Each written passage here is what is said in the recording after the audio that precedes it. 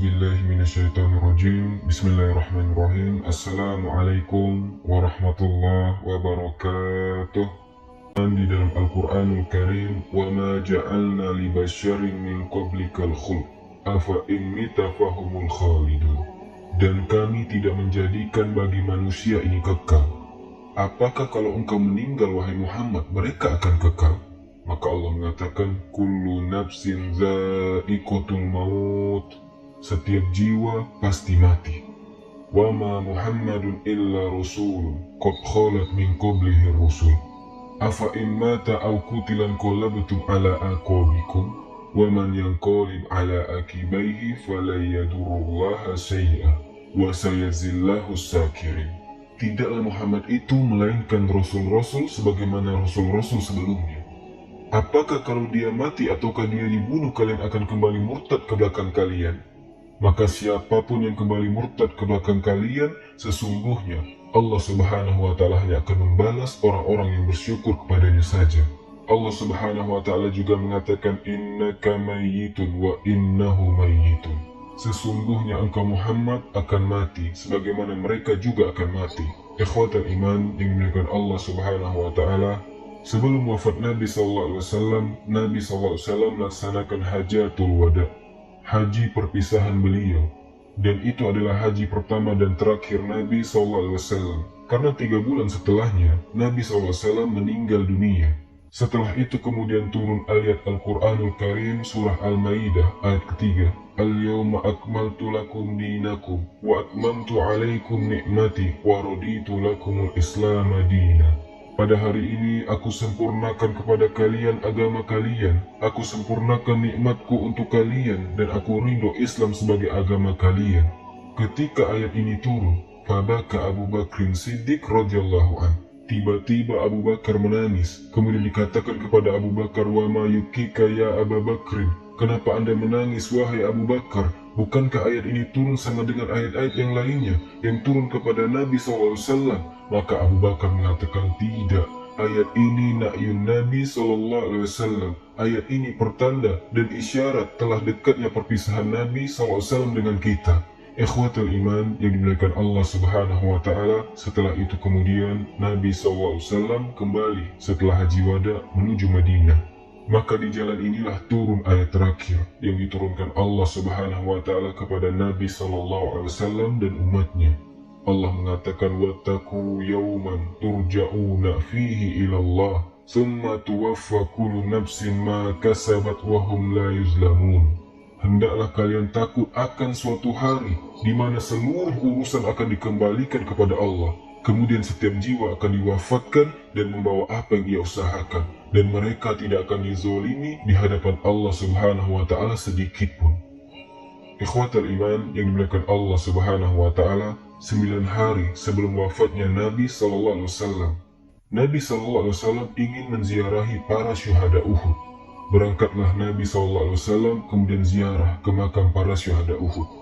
Ketika sudah sampai di makam syuhada Uhud, tiba-tiba Nabi SAW menangis setelah mengucapkan salam, Assalamualaikum ya syuhada Uhud, keselamatan bagi kalian wahai para syuhada Uhud, inna bikum lahikun, sesungguhnya kami juga akan menyusul kalian.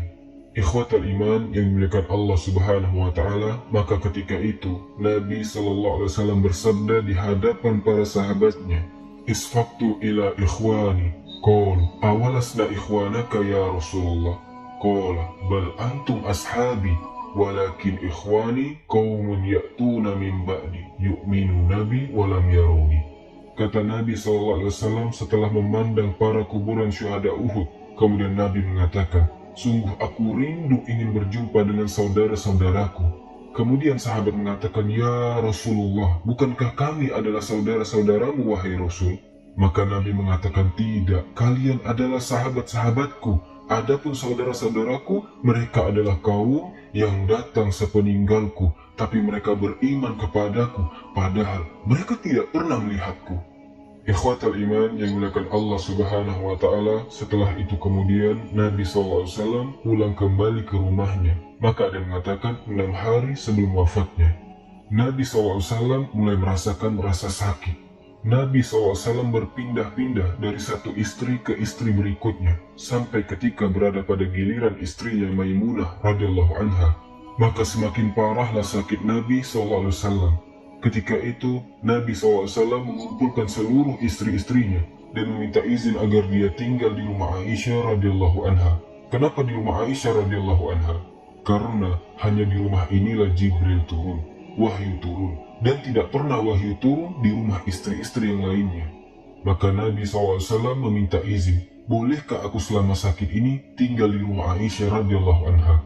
Maka istrinya pun semua istrinya mengizinkan Rasul untuk tinggal di rumah Aisyah radhiyallahu anha. Ketika itu, Nabi SAW sudah tidak kuat. Akhirnya kemudian datanglah Ali bin Abi Thalib, datanglah Fadl ibn Abbas radhiyallahu anhuma, membopong Nabi SAW sampai di rumah Aisyah radhiyallahu anha.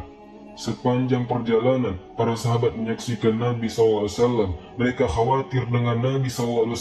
Akhirnya kemudian mereka berkumpul di masjid Nabi SAW, bertanya-tanya satu dengan yang lainnya, ada apa gerangan dengan Nabi SAW? Wa ma ahalla bi Rasulillah. Ada apa dengan Nabi SAW? Ketika Nabi SAW di rumah Aisyah mendengar kegaduhan para sahabat di masjid, maka Nabi SAW mengatakan kepada Aisyah, "Ma haza ya Aisyah? Ada apa ini wahai Aisyah?"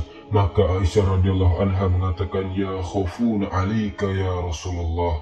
Mereka mengkhawatirkan dirimu wahai Nabi SAW. Maka Nabi SAW meminta 3 hari sebelum wafatnya agar dia dihadapkan kepada para sahabatnya di masjid Nabinya. Maka diangkatlah Nabi SAW hingga mampu berdiri di atas mimbar. Dan inilah khutbah terakhir Rasulullah. Inilah wasiat terakhir Nabi SAW. Inilah pesan-pesan Nabi SAW. Nabi SAW bersabda ketika itu, "Ayuhan nas ka'annakum takhufuna alayya." Wahai manusia, aku lihat seolah-olah kalian mengkhawatirkan diriku. Maka sahabat mengatakan, tentu ya Rasulullah. Maka Nabi SAW mengatakan, "Ayyuhan nas, mau'idukum baini, mau'idukum ma'i, laisa fid dunya, walakin mau'idukum indal haud." Wahai manusia, kebersamaan aku dengan kalian bukan di dunia ini, tapi kebersamaan kalian kelak, kalian akan berjumpa dengan diriku di telagaku kelak di padang mahsyar. Dan aku seolah-olah sudah melihat telagaku di tempat berdiriku ini. Wallahi, demi Allah, bukanlah kefakiran yang aku takutkan kepada kalian, tetapi yang aku takutkan kepada kalian kalau dunia sudah menguasai kalian, kemudian kalian berlomba-lomba mengejar dunia sebagaimana orang-orang dahulu mengejar dunia. Kemudian Allah hancurkan kalian sebagaimana Allah hancurkan umat sebelum kalian. Ayuhan nas, wahai manusia, siapa yang dulu pernah aku pukul pundaknya, aku pernah pukul punggungnya, inilah punggungku, silahkan pukul sekarang. Atau dulu pernah aku ambil hartanya, aku rampas haknya, ini hartaku, ambillah sekarang. Atau dulu aku pernah caci maki dia, aku rendahkan dia, aku hina dia, ini kehormatanku, kata Rasul, silahkan kalian caci maki diriku sekarang. Kemudian Nabi SAW mengatakan, "Ayyuhan nas, Allahu sholat, wa ma malakat aymanukum." Demi Allah, jaga oleh kalian sholat, jaga oleh kalian sholat, dan hamba-hamba sahaya kalian. Ayyuhan nas, istausu binisa'i khairan. Wahai manusia, perbaikilah pergaulan kalian dengan istri-istri kalian. Ayyuhan nas, inna abdan khayarahullahu baina dunya wa baina ma indallah fakhtara ma indallah. Ada seorang hamba, Allah berikan pilihan kepada dia, apakah dia tetap hidup di dunia dan Allah berikan kenikmatannya, ataukah dia berpulang ke hadapan Allah dan Allah akan memberikan kenikmatannya. Hamba ini memilih apa yang di sisi Allah Subhanahu wa ta'ala. Ma indakum yanfud wa ma indallahi bakin. Karena yang ada di sisi kalian pasti musnah, dan yang di sisi Allah Subhanahu wa ta'ala pasti kekal. Ketika Nabi SAW berkhutbah dan sampai kepada kata-kata ini, tiba-tiba Abu Bakar menangis. Dan Abu Bakar mengatakan, "Fadainaka, kami tebus dirimu wahai Rasul, bi abaina, dengan bapak-bapak kami. fadainaka bi ummahatina, kami tebus dirimu wahai Rasul dengan ibu-ibu kami, fadainaka bi auladina, fadainaka bi azwajina, fadainaka bi amwalina, kami tebus dirimu wahai Rasul dengan anak-anak kami, dengan istri-istri kami, dengan harta-harta kami, asal kau jangan tinggalkan kami wahai Rasul. Ketika itu para sahabat Nabi SAW heran, berani-beraninya Abu Bakar menyela-nyela perkataan Nabi SAW, sehingga mereka memandang wajah Abu Bakar dan mengatakan, ya Abu Bakrin, limaza tuqati'u kalaman Nabi, wahai Abu Bakar, kenapa kau putus, kenapa kau sela-sela ucapan Nabi SAW? Faghadiban Nabi SAW, tiba-tiba Rasul marah dan membela Abu Bakar As-Siddiq radhiyallahu an dan mengatakan, da'u Abu Bakrin, biarkan Abu Bakar bicara, da'u Abu Bakrin, fama minkum min ahadin kana Allahu indana min fadlin illa kafa'na illa Abu Bakrin. Kata Nabi SAW, biarkan Abu Bakar bicara, biarkan dia bicara, karena kalian memang memiliki kebaikan, memiliki keutamaan kepada diriku, tetapi kebaikan kalian sudah kubalas, kecuali Abu Bakar As-Siddiq radhiyallahu an. Aku tidak mungkin membalasnya, aku hanya menyerahkan kepada Allah Subhanahu wa Ta'ala balasannya, karena setiap pintu-pintu kebaikan masjid tertutup kecuali pintu kebaikan Abu Bakar As-Siddiq radhiyallahu an. Ikhwatal iman yang dimuliakan Allah Subhanahu wa Ta'ala, sebelum Nabi SAW turun dari mimbar, maka Nabi SAW mendoakan kita semuanya, mendoakan kaum muslimin, awakumullah, nasarakumullah, hafizakumullah, sabbatakumullah, ayyadakumullah. Semoga Allah Subhanahu wa Ta'ala melindungi kalian, semoga Allah menolong kalian, semoga Allah menjaga kalian, semoga Allah mengistiqomahkan kalian, semoga Allah memberikan kekuatan kalian. Ayuhan nas, ikra'u minni salam kullaman tabi'ani min ummati ila yaumil qiyamah. Wahai manusia, sampaikan salamku jika aku sudah meninggal dunia kepada siapapun yang mengikuti ajaranku sampai kiamat dibangkitkan. Ikhwatal iman yang dimuliakan Allah Azza wa Jal, maka Nabi pun dipapah kembali dan masuk ke rumah Aisyah radhiyallahu anha. Ketika Nabi SAW semakin lemah, masuklah Usama bin Zaid ke rumah Aisyah radhiyallahu anha, meminta agar Nabi SAW mendoakan kebaikan. Tapi Rasul tidak sanggup lagi bicara. Nabi hanya mengisyaratkan dengan kedua tangannya, bergerak sedikit ke langit, seolah-olah mengiyakan permintaan Usama bin Zaid, orang yang paling dicintai Nabi Sallallahu Alaihi Wasallam. Setelah Usama keluar, masuklah Abdurrahman ibnu Abi Bakrin radhiyallahu an. Di tangannya ada siwak, maka Nabi SAW memandang siwak Abdurrahman, fafahimat Aisyah radhiyallahu anha. Fafahimat Aisyah radhiyallahu anha. Aisyah faham maksud Nabi, maka Aisyah meminta siwak yang di tangan Abdurrahman, kemudian menyiwakkan kepada lisan Rasul. Tapi Rasul tidak sanggup menggigitnya karena keras. Maka Aisyah radhiyallahu anha kemudian mengunyahnya, melembutkannya, kemudian baru menyiwakkan kepada Nabi SAW. Demi Allah, kata Aisyah, aku tidak pernah melihat Rasul bersiwak seperti itu, dan sesungguhnya ludahku adalah ludah yang terakhir yang masuk dan bercampur dengan ludah Nabi SAW. Maka kemudian kepala Nabi disandarkan di dada Aisyah radhiyallahu anha. Ketika itu Aisyah belum tahu bahwa Nabi SAW sedang diberikan pilihan antara hidup di dunia dan menghadap kepada kawan-kawannya di Rafiqil A'la. Allah Subhanahu wa Ta'ala memerintahkan Jibril untuk datang kepada Rasul membawa malakul maut. Malakul maut tidak berani masuk ke rumah Rasul. Setelah mendapatkan izin, Jibril mengatakan, ya Muhammad, ataka malakul maut. Malakul maut sudah menunggumu di depan pintu rumahmu. Kata Nabi SAW, izinkan dia masuk.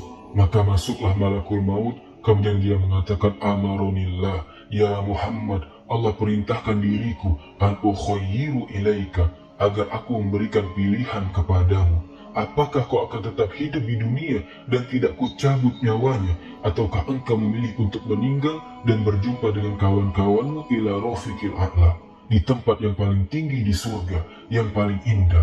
Maka Nabi SAW tiba-tiba mengisyaratkan satu jarinya ke langit dan mengatakan, ila Rafiqil A'la, ila Rafiqil A'la, ila Rafiqil A'la. La ilaha illallah wa inna lil mauti la sakarat. Maka Nabi SAW hanya mengatakan ila rafiqil a'la. Aisyah radhiyallahu anha hanya bisa memandang Nabi SAW yang sedang nazar, sedang mengeluarkan ruhnya sedikit demi sedikit, dan mengatakan ila rafiqil a'la, la ilaha illallah wa inna lil mauti la sakarat. Sesungguhnya kematian itu ada rasa sakitnya. Maka Nabi SAW akhirnya dicabut nyawanya. Manusia terbaik, tidak ada manusia yang lebih baik dibandingkan Nabi SAW. Ketika Aisyah melihat Nabi SAW sudah meninggal dunia, dia tidak bisa bergerak. Apa yang harus diucapkan Aisyah ketika itu? Akhirnya Aisyah hanya bangkit dengan lemas, kemudian langsung berjalan ke pintu yang bersebelahan dengan Masjid Nabawi. Di situ para sahabat sudah berkumpul. Kata Aisyah radhiyallahu anha, mata Rasulullah, mata Rasulullah. Nabi SAW sudah meninggal. Nabi SAW sudah meninggal. Ali radhiyallahu anhu ketika itu duduk, tidak sanggup berdiri. Utsman seperti anak kecil melihat ke kanan dan ke kiri. Tiba-tiba Umar bangkit, menghunus pedangnya dan mengatakan, siapa yang mengatakan Muhammad meninggal, kupenggal lehernya. Dia sedang pergi menuju Rabbnya sebagaimana Musa, dan akan kembali untuk mematahkan tangan dan kaki orang-orang munafik. Semua para sahabat ketika itu menangis sejadi-jadinya. Ikhwatal iman yang dimuliakan Allah Azza wa Jal, kecuali Abu Bakar. Allah berikan keteguhan pada hatinya. Abu Bakar datang dan dia masuk ke rumah Aisyah radhiyallahu anha putrinya. Kemudian memandang wajah Nabi SAW, kemudian mencium kening Nabi SAW. Kemudian Abu Bakar As-Siddiq radhiyallahu anhu mengatakan, tibta hayyan wa mayyitan ya Rasulullah. Engkau dalam keadaan baik, baik ketika hidup ataupun ketika mati. Maka Abu Bakar As-Siddiq keluar, naik ke atas mimbar, mengingatkan manusia, ayyuhan nas, man kana minkum ya'budu Muhammadan, fa inna Muhammadan qad mat, wa man kana minkum ya'budullah, fa innallaha hayyun la yamut. Wahai manusia, siapa di antara kalian yang masih menyembah Muhammad, Muhammad sudah mati. Tapi siapa di antara kalian yang masih menyembah Allah, dialah hidup, zat yang tidak akan pernah mati dan akan tetap hidup. Kemudian Abu Bakar membacakan ayat wa ma Muhammadun illa rasulun qad khalat min qablihi rusul afa immata aw qutilan qalabatum ala aqabikum wa may yanqalib ala aqibaihi fala yadurullaha syai'a wa sayajzillahu sakirin. Tidaklah Muhammad itu melainkan sama dengan Rasul-Rasul sebelumnya. Apakah kalau dia mati ataukah terbunuh, kalian akan kembali ke belakang kalian? Janganlah kalian kembali ke belakang kalian, karena siapapun yang kembali ke belakang kalian, Allah hanya akan membalas orang-orang yang bersyukur saja. Abdullah ibn Abbas radhiyallahu anhu mengatakan, demi Allah, ketika Abu Bakar membacakan ayat ini, seolah-olah ayat itu baru turun dan menyadarkan kami semua. Ikhwatal iman, saya yakin kalau kita mendengar kisah kematian Rasul, saya ataupun Anda pasti akan merasa menangis dan sedih. Bagaimana tidak sedih? Nabi SAW adalah penuntun hidayah Allah kepada kita. Nabi SAW diutus untuk menyampaikan risalah Allah kepada kita, menyelamatkan kita semuanya. Akan tetapi, bukan tidak mustahil kita berjumpa dengan Habibuna, kekasih kita, Nabi SAW. Bukankah Nabi yang mengatakan, inna mau'idukum ma'i fil haud, kebersamaan saya dan kalian, kata Rasul, kelak di telaga yang dijanjikan Allah kepadaku. Dan kita akan datang ke telaga Nabi SAW, minum di telaga Nabi SAW. Innaka mayyitun wa innahu mayyitun. Engkau wahai Muhammad akan mati, dan Nabi SAW sudah meninggalkan kita. Wa innahu mayyitun, dan umatmu wahai Muhammad juga akan mati. Artinya kita juga akan menyusul Nabi SAW dalam kematian, karena usia manusia terbatas. Tidak ada yang dikekalkan Allah Subhanahu wa Ta'ala. A'maru ummati baina sittina wa sab'in wa qalilun ma yujawizu zalik. Umur umat Muhammad itu hanya berkisar 60 sampai 70 tahun saja, sedikit yang melewati 70.